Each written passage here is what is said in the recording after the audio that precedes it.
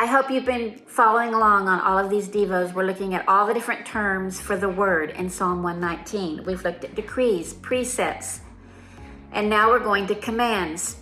A command is an authoritative order. Maybe we think of the military with a sergeant and his soldiers being commanded what to do with stiff consequences if the soldiers don't.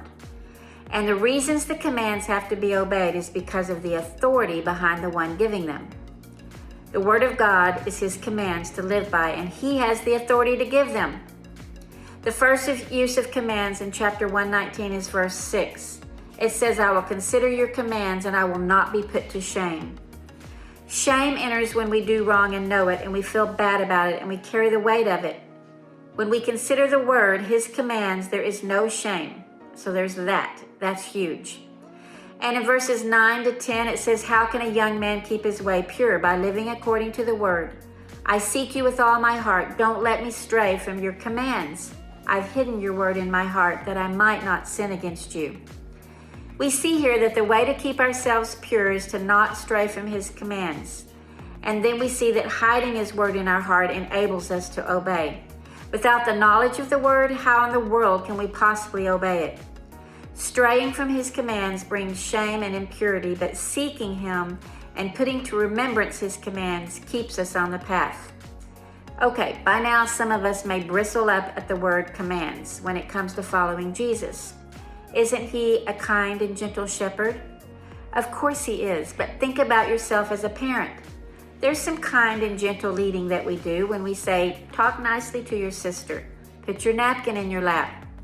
And then there are commands we give. Hold my hand when crossing the street. Don't touch that hot stove.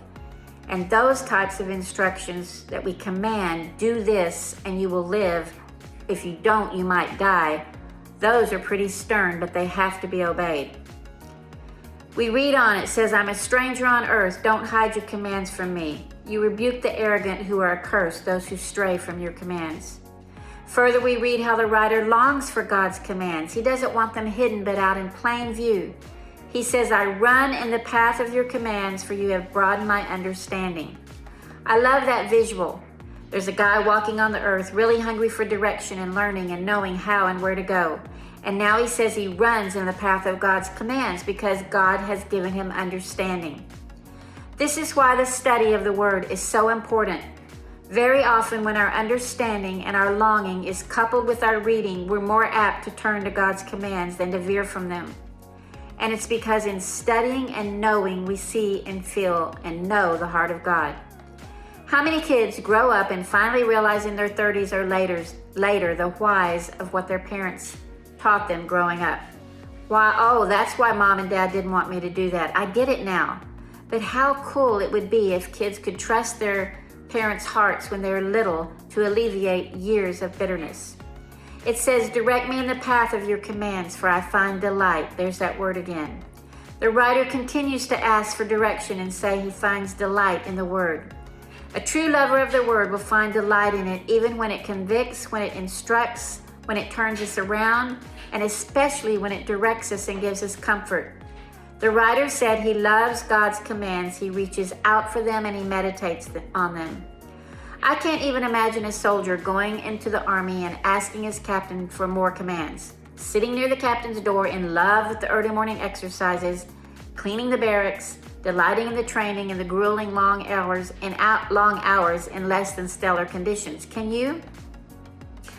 Thankfully, God isn't a taskmaster like an earthly captain. He knows and has already won the war.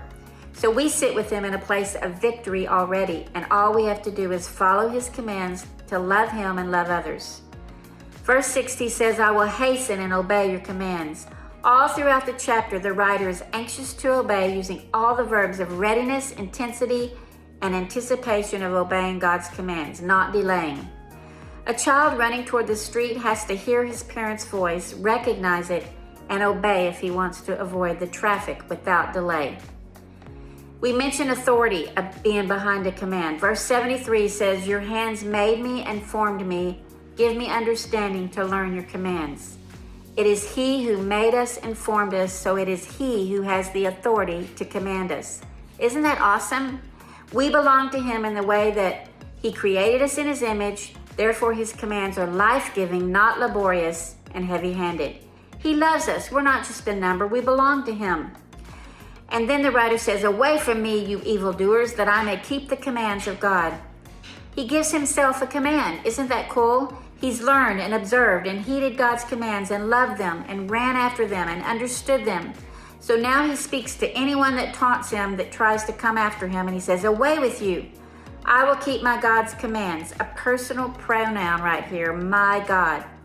Because I love your commands more than gold, more than pure gold, I open my mouth and pant and long for your commands. Oh my goodness, what a progression. He now loves God's commands more than gold, pure gold, and pants for the next command. He says, all your commands are true, and I wait for you, O Lord. I follow your commands. May my tongue sing of your word, for your commands are righteous. And in humility, he ends the chapter saying, I have strayed like a lost sheep. Seek your servant, for I have not forgotten your commands. There's this very noticeable progression and confession in the verbiage of the verses using the word commands. There's acknowledgement of the authority behind the one speaking and the understanding that his commands are life. Therefore, why not run and pant after them? And yet we know we're weak and we stray, and we ask for his hand to lead us back to the path, because we will never forget the Master's commands.